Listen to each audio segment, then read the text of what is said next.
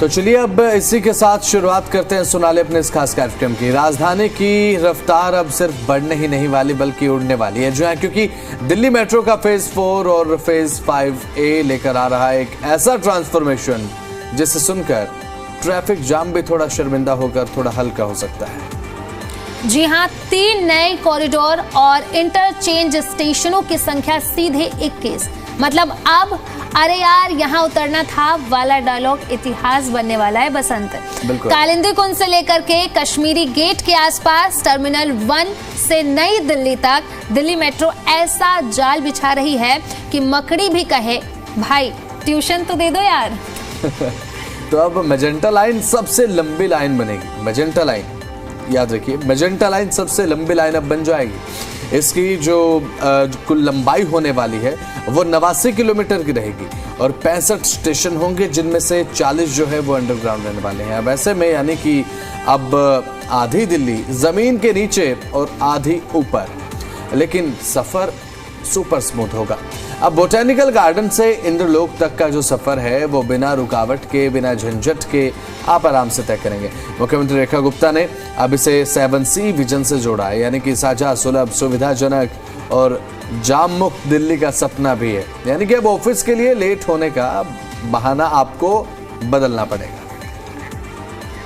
तो अब आपके लिए तैयार होने का समय है, क्योंकि अब सीधे तौर पर सोनाली कभी कभी हम ऐसे कह देते हैं भाई मेट्रो में भीड़ बहुत ज़्यादा थी, मेट्रो हमारी लेट हो गई थी। अब ये नहीं चलने वाला है ऑफिस में।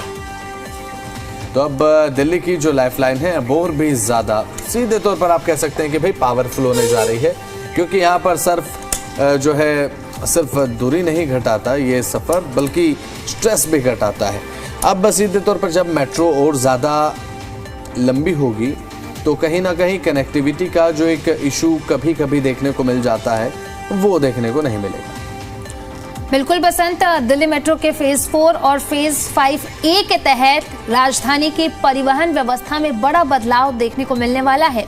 इन चरणों में 3 नए कॉरिडोर के निर्माण से न सिर्फ केवल नेटवर्क का विस्तार होगा, इसके साथ साथ ही इंटरचेंज स्टेशनों की संख्या भी काफी बढ़ जाएगी। यानी कि पहले लोगों को काफी दिक्कत होती थी, क्योंकि आप बोटेनिकल गार्डन मेट्रो स्टेशन पर जब आप जाएंगे और जब पीक आवर्स है तो आप देखेंगे कि आप चल भी नहीं पाएंगे। अगर आपको देर हो रही है तो आप और देर हो जाएंगे, ऐसी स्थिति होगी, मतलब होती थी। अब इसके बाद शायद स्थिति सुधरे और ज्यादा परेशान ना होना पड़े लोगों को। तो फेज 5A में 3 नए कॉरिडोर बनने से दिल्ली में इंटरचेंज स्टेशनों की संख्या जो है 21 तक पहुंच जाएगी।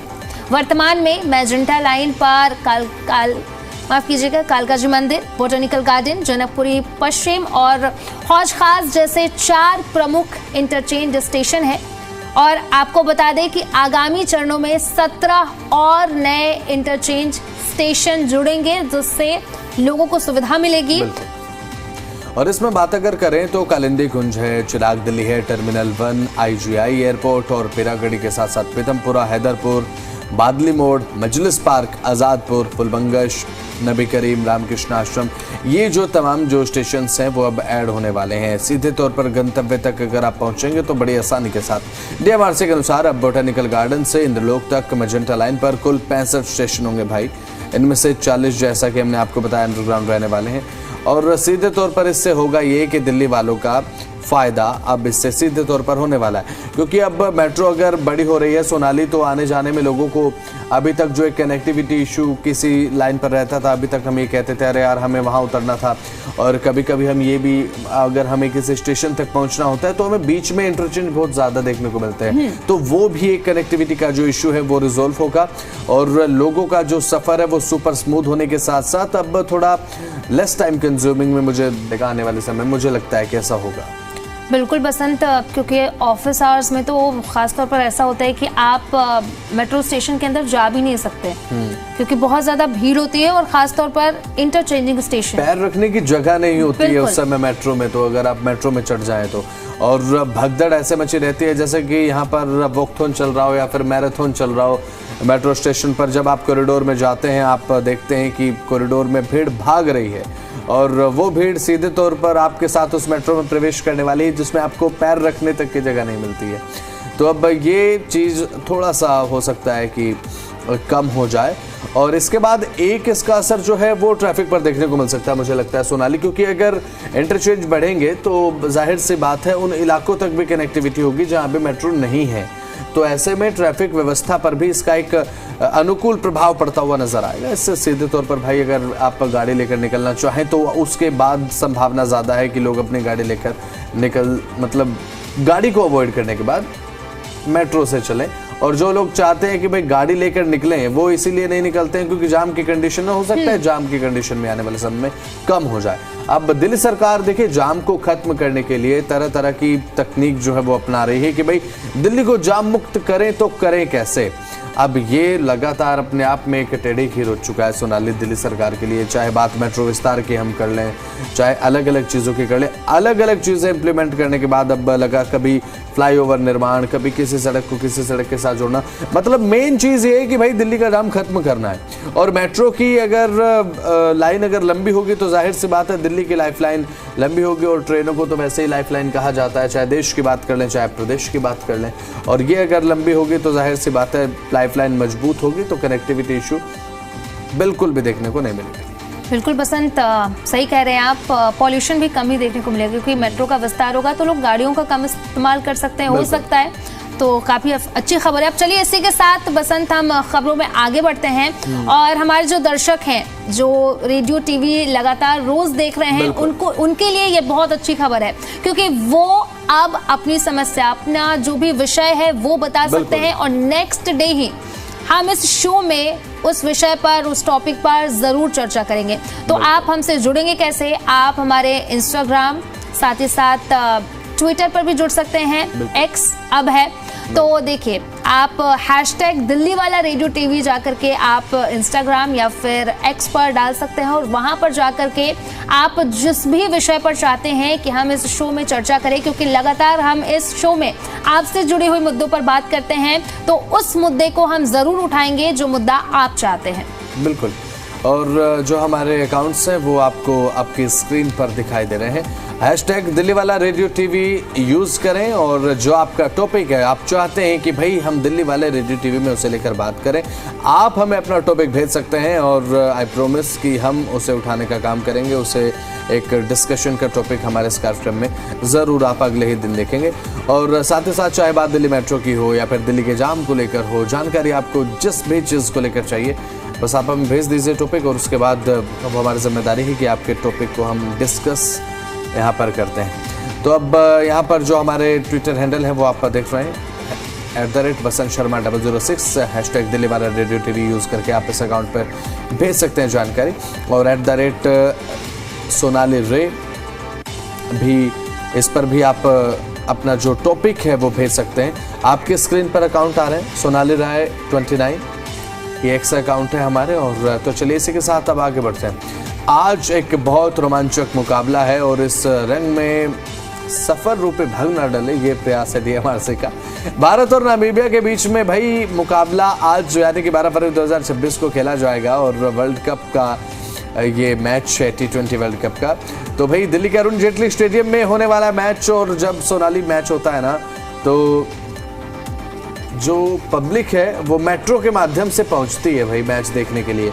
इसी के मद्देनजर Delhi metro rail corporation DMRC ने T20 मैच देखने के लिए जो दर्शक पहुंचेंगे उनके आने जाने को आसान बनाने के लिए लास्ट मेट्रो की टाइमिंग बढ़ाई है सोनाली। और यानी कि अगर मेट्रो आखिरी 10:30 बजे छूटती है तो उसकी टाइमिंग अब 11:30 से 12 बजे तक देखने को मिलेगी। और अब मैं चाहता हूं कि आगे इसको विस्तार से आप बताएं। तो ये बदला हुआ शेड्यूल 12 फरवरी 2026 के लिए विशेष रूप से तैयार किया गया है ताकि फैंस गेम के बाद आसानी से अपने घर तक पहुंच सके। तो 90 मिनट तक ये समय बढ़ाया गया है DMRC की तरफ से और इसको लेकर के नोटिफिकेशन भी जारी किया गया है। और इसमें कहा गया है कि कुछ रूट पर आखिरी ट्रेन की टाइमिंग जो है वो 90 मिनट तक आगे बढ़ा दी गई है। इससे खास टर्मिनल स्टेशनों से ज्यादा सर्विस मिल सकेगी। मेट्रो की टाइमिंग में बदलाव का मकसद राजधानी के बीचों बीच बने स्टेडियम में आने वाली बड़ी भीड़ को नियंत्रित कर फैंस के लिए बिना किसी परेशानी को आने जाने की सुविधा प्रदान की जाए। यानी कि आज मैच है तो बड़ी संख्या में लोग पहुंचेंगे देखने के लिए। अब लोग पहुंच तो जाएंगे मेट्रो से, लेकिन आते वक्त उन्हें परेशानी होगी। अब उसी को ध्यान में रखते हुए डीएमआरसी की तरफ से बड़ा फैसला लिया गया है। हाँ बिल्कुल। और बात अगर करें आखिरी ट्रेन की जो नई टाइमिंग है, केवल आज के लिए, इस बात का ध्यान रखिएगा, ये केवल आज के लिए। कभी ऐसा ना हो कि भाई कल आप जा रहे हैं 12 बजे मेट्रो स्टेशन पर पहुंच रहे हैं, उसके बाद आपको पता लगे कि नहीं भाई ये तो केवल कल के लिए था, कल मैच था। और ऐसा तो हो नहीं सकता कि आप कल भी कोई इंटरनेशनल मैच रखवा देंगे T20 वर्ल्ड कप का, तो फिर आपको इस तरीके से रियायत मिल जाएगी, ऐसा तो होने से रहा। तो केवल आज के लिए टाइमिंग है, इस बात का ध्यान रखिएगा। आखिरी ट्रेन की जो नई टाइमिंग है अलग अलग लाइनों पर अलग अलग है। लाइन 1 रेड लाइन शहीद स्थल नया बस अड्डा से रिठाला अब रात 11 बजकर चलती है, 11:00 पर ट्रेन आखिरी ट्रेन चलती है। इसका टाइमिंग अब बढ़ाकर 12:10 कर दिया गया है और रात 12:15 तक इसे बढ़ाया गया है। लाइन 2 येलो लाइन समरपुर बादली से मिलेनियम सिटी सेंटर यानी कि गुरुग्राम के लिए चलती है, आप जानते हैं। अब 12:20 और रात 11:45 तक इसका टाइम बढ़ाया गया है। लाइन 3 और 4 की बात अगर करें, जो ब्लू लाइन है नोएडा सिटी सेंटर और वैशाली रूट को कनेक्ट करती है, अब 11 बजे से आधी रात यानी कि 12 बजे तक इसकी टाइमिंग्स बढ़ा दी गई हैं। अभी तक 11 बजे आखिरी ट्रेन छूटती है नोएडा इलेक्ट्रॉनिक सिटी या फिर वैशाली अगर आपको जाना हो तो द्वारका सेक्टर से, तो जिसमें द्वारका सेक्टर 21 से नोएडा इलेक्ट्रॉनिक सिटी की जो सर्विस है रात 11:35 और वैशाली की जो सर्विसेज हैं 11:45 तक बढ़ा दी गई हैं। और लाइन 5 यानी कि जो ग्रीन लाइन कीर्तिनगर और इंद्रलोक से सर्विस रात 1 बजे तक के लिए बढ़ा दी गई, रात 1 बजे तक के लिए, जबकि ब्रिगेडियर होशियार सिंह रूट को रात 12 बजे तक और रात 12:30 बजे के आसपास तक बढ़ाएंगे। वही लाइन 6 की बात करें, जो वॉलेट लाइन है कश्मीरी गेट के लिए रात 12:25 से और राजा नाहर सिंह बल्लभगढ़ के लिए रात 11:20 तक इसे बढ़ाई गई है। लाइन 7 की बात करें, जो कि पिंक लाइन है बसंत, मजलिस पार्क और शिव बिहार सर्विस रात 12:10 तक बढ़ाई गई है। लाइन 8 की बात करें यानी कि मेजेंटा लाइन की अगर बात करें तो बोटेनिकल गार्डन से जनकपुरी वेस्ट एक के बाद एक रात 12:45 तक और 12 यानी कि 12:30 बजे तक ये बढ़ाई गई है। लाइन 9 की बात करें तो ये ग्रे लाइन है, द्वारका से डांसा बस स्टैंड तक की सर्विस रात 1:30 बजे से 1:15 तक ये बढ़ा दी गई है। बिल्कुल, यानी कि एक मेट्रो के 2 अलग अलग रूट्स होते हैं, तो एक पर टाइमिंग अलग मिलेगी आपको, 10 से 15 मिनट का डिफरेंस मिलेगा, इससे ज़्यादा आपको मिलेगा नहीं। तो चलिए अब खबरों में आगे बढ़ते हैं। तो क्या आपने भी कभी संकरी गलियों में ऊपर लटकते हुए बिजली के तारों का जाल देखा है? जरूर देखा होगा अगर आप दिल्ली में रहते हैं तो। आपने देखा है सोनाली? बहुत बार जब आप दिल्ली में एंटर करेंगे और उन गलियों में जाएंगे तो ऊपर वायर्स आपको दिखेंगे और देखकर आपको डर भी लगता है कि कहीं करंट ना आ जाए, हाँ, आपके साथ कुछ हो ना जाए। ये तो है। और आपने एक लाइन सुनी होगी, तारों की छांव में। वो तारों की छांव नहीं है, वो तारों की छांव हो जाती है इन गलियों में आके। ऊपर जब आप देखते हैं तो आपको तार ही तार नजर आती है, तो वो तारों की छांव हो जाती है।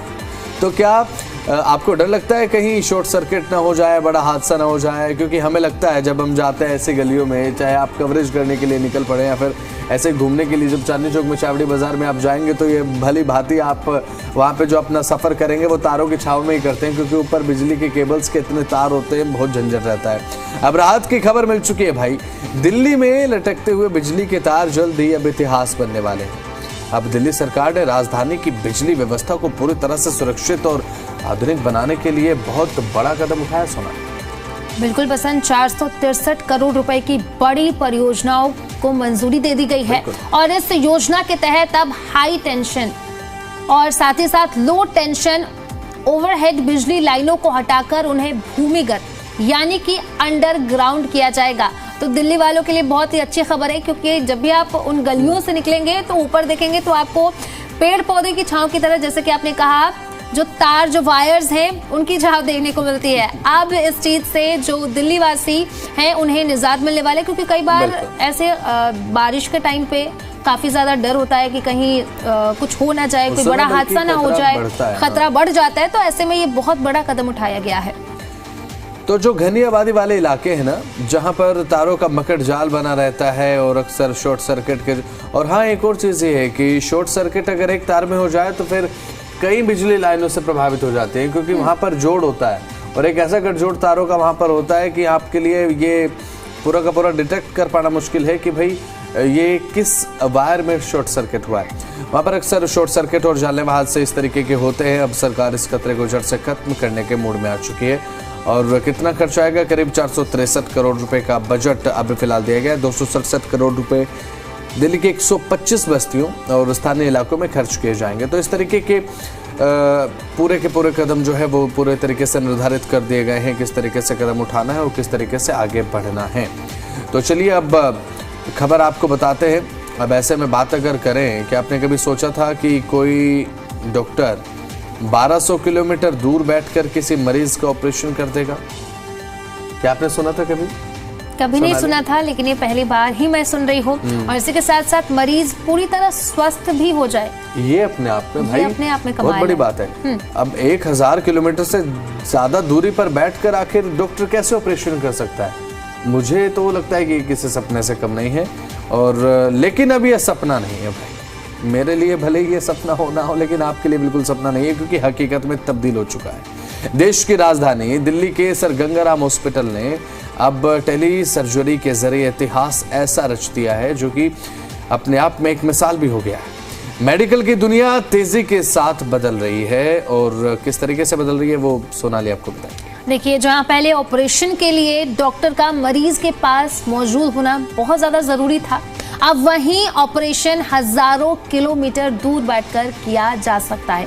सबसे पहले चीन ने 8000 किलोमीटर दूर बैठकर टेली सर्जरी करके दुनिया को चौंका दिया था। और अब भारत भी इस दौड़ में पीछे नहीं रहा है। दिल्ली के सर गंगाराम अस्पताल ने गुजरात के वापी में बैठे डॉक्टर की मदद से 1200 किलोमीटर दूर से 4 सफर सर्जरी करके एक नया रिकॉर्ड बना दिया है। तो कौन कौन सी सर्जरी हुई है इतने बड़े डिस्टेंस में रहते हुए, वो भी जान लीजिए। एक ही दिन में 4 ऑपरेशन किए गए हैं। एक किडनी की जन्मजात बीमारी, यहाँ पर 2 अपेंडिक्स और साथ ही 3 गॉल ब्लैडर के ऑपरेशन हुए और चौथा हर्निया का ऑपरेशन हुआ है। और खास बात यह है कि चारों मरीज पूरे तरीके से स्वस्थ होकर अब घर जा चुके हैं। अब इतने किलोमीटर दूर से ऑपरेशन अगर सक्सेसफुल हो रहा है तो मुझे नहीं लगता सोनाली कि किसी को भाई बहुत दूर जाने की ज़रूरत होगी हॉस्पिटल में, है ना। कि अगर आप चाहते हैं कि भाई आप बेंगलोर में बैठे हुए किसी मंजे हुए सर्जन से ऑपरेशन कराना चाहें तो फिर तो आप करा सकते हैं, क्योंकि इट इज़ पॉसिबल। अगर 1200 किलोमीटर दूर से अगर आप इस तरीके से ऑपरेशन कर पा रहे हैं और वो सर्जरी अगर सक्सेसफुल हो रही है तो मुझे लगता है कि तो वर्ल्ड क्लास हॉस्पिटल्स में आपको जाने की ज़रूरत नहीं है। आप केवल यूपीआई पेमेंट करेंगे और आपको ऑपरेशन घर बैठे कैसे होगा। बिल्कुल बसंत, और कहीं ना कहीं ये तकनीक पहले चीन में देखने को मिला, अब भारत भी इस तकनीक का इस्तेमाल कर रहा है। लेकिन ऑपरेशन तो हॉस्पिटल में ही होगा ना। हाँ, हॉस्पिटल में हुए हैं, लेकिन अपने जो है लेकिन आप अपने जो लोकल हॉस्पिटल्स, आपके घर के आसपास जो हॉस्पिटल है, चाहे वो सरकारी हो प्राइवेट हो, उसमें आप जा सकते हैं। लेकिन अब बस ये तकनीक आ चुकी है कि बहुत ज्यादा किलोमीटर दूर पे अगर कोई डॉक्टर है तो ये ऑपरेशन को अंजाम दे सकते हैं। अब उसमें तमाम तरीके की टेक्नोलॉजी है। कैसे हुई ये सर्जरी? अब भारत के जाने माने यूरोलॉजिस्ट और robotic coordinator doctor Ajay Sharma ने बताया कि इस सर्जरी में रोबोटिक सिस्टम और साथ ही हाई स्पीड नेटवर्क का इस्तेमाल किया गया है। और डॉक्टर गुजरात में बैठे थे, लेकिन रोबोटिक मशीन दिल्ली में मरीज को ऑपरेशन कर रही थी।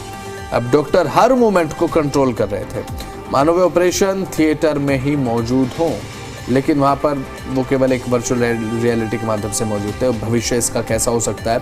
भविष्य मुझे लगता है कि बहुत ज़्यादा इसका ब्राइट रहेगा, और वो इसीलिए क्योंकि आने वाला समय मुझे लगता है कि इसी दिशा में आगे बढ़ेगा। सुना बिल्कुल बसंत। अब चलिए इसी के साथ हम खबरों में आगे बढ़ते हैं। बिल्कुल, तो चल अब इसी के साथ खबरों में आगे बढ़ते हुए अगली जानकारी हम दर्शकों को दे देते हैं। अगर आप सोच रहे हैं कि आज पानी की टंकी कुछ ज़्यादा ही शांत आखिर क्यों है, तो खबर आपके लिए है। और अगले एक दिन के लिए यानी कि आज के लिए राजधानी दिल्ली में अब पानी की सप्लाई प्रभावित रहने वाली है। वजह क्या है भाई? दिल्ली जल बोर्ड की वार्षिक सफाई, अंडरग्राउंड रिजर्वर और साथ ही साथ बूस्टिंग पंपिंग स्टेशन का क्लीन अप ऑपरेशन, ये है इसका कारण। अब जिन इलाकों में नल खोलो और दुआ करो कि पानी आ जाए, ये वाला सिचुएशन बन सकता है। और इन इलाकों में शामिल कौन कौन से इलाके हैं वो आप बता दीजिए। अर्जुन पार्क है, इंदिरा पार्क है, नागली सकारवती है, साथ ही साथ प्रेम विहार है, निरंजन पार्क है, जेमिनी पार्क है, गाजीपुरा गांव है, श्याम विहार है, पापरावत गांव है, इसी के साथ नया बाजार है, विजय पार्क, साई बाबा एनक्लेव, रोशन मंडी, दीपक विहार और लाल कुआं। ये ऐसे इलाके हैं जहां पर आज पानी की थोड़ी दिक्कत हो सकती है लोगों को। इसलिए अब सीधे तौर पर एक आ गया है दिल्ली जल बोर्ड की तरफ से पानी थोड़ा स्टोर करके रखें। तो चलिए इसी के साथ अब आगे बढ़ते हैं, पानी स्टोर करके रखेंगे, इस बात को ध्यान रखें। तो चलिए अब आगे बढ़ते हैं। अब सोने चांदी के बढ़ते हुए घटते दाम पिछले कुछ दिनों में किस तरीके से लोगों का ध्यान अपनी तरफ आकर्षित करते हुए नजर आए, वो किसी से छिपा नहीं। 10 ग्राम सोने 24 कैरेट के जो दाम है 1,59,760 रुपए प्रति 10 ग्राम के हिसाब से। चांदी की कीमतें सोनाली बता दीजिए। चांदी की कीमत की बात करें तो आज ये है 2,89,900 रुपए पर केजी के हिसाब से। यानी कि गोल्ड सिल्वर के जो दाम है वो लगातार लोगों को हैरान कर रहे हैं, क्योंकि लगातार बढ़ते घटते दाम है और लगातार जिस तरीके से शादियों का सीजन है, अब ऐसे में लोगों की मजबूरी हो जाती है बसंत की, उन्हें खरीदना ही होगा। बिल्कुल उनकी तो मजबूरी है, लेकिन अगर आपके घर में शादी नहीं है, आपको किसी को देना नहीं है, तो आपकी कोई मजबूरी नहीं है। तो इसका मतलब आप इंतज़ार कर सकते हैं। अगर आज आपकी गाड़ी फ्यूल स्टेशन की तरफ जाने वाली है तो इंतज़ार बिल्कुल मत कीजिए, कहीं ऐसा ना हो कि आपको धक्के लगाने पड़ जाएं। और तो उससे पहले एक बार आपको बता देते हैं पेट्रोल और डीजल की कीमतें। पेट्रोल की कीमतें राजधानी दिल्ली में आपको देखने को मिलेंगी 94 रुपये 77 पैसे प्रति लीटर। डीजल की कीमतें आपको चुकानी होंगी 1 लीटर के हिसाब से 87 रुपये 67 पैसे प्रति लीटर के हिसाब से। सीएनजी के दाम, अगर आप सीएनजी भरवाने की लाइन में लगे हैं, 77 रुपये 09 पैसे प्रति किलोग्राम के हिसाब से आपको नजर आएंगे। नोएडा में पेट्रोल की कीमत है 95.05 प्रति लीटर। वहीं डीजल की कीमत की बात करें तो यह है 88.19 प्रति लीटर और सीएनजी की कीमत की बात करें तो यह है 85.70 प्रति किलोग्राम। गुरुग्राम की बात करें तो पेट्रोल की कीमत है 95.26 प्रति लीटर। डीजल की कीमत की बात करें तो लगभग 87.79 प्रति लीटर और सीएनजी की कीमत की बात करें तो यह है 82.12 प्रति किलोग्राम। तो ये तमाम जानकारी हमने आपको दी, चाहे पेट्रोल डीजल के दाम हो, चाहे आप सोने चांदी की बात कर ले, और जो आपको पता होना चाहिए वो तमाम बातें आपको अब पता है। तो चलिए फिलहाल इस कार्यक्रम में अभी के लिए इतना ही। नमस्कार।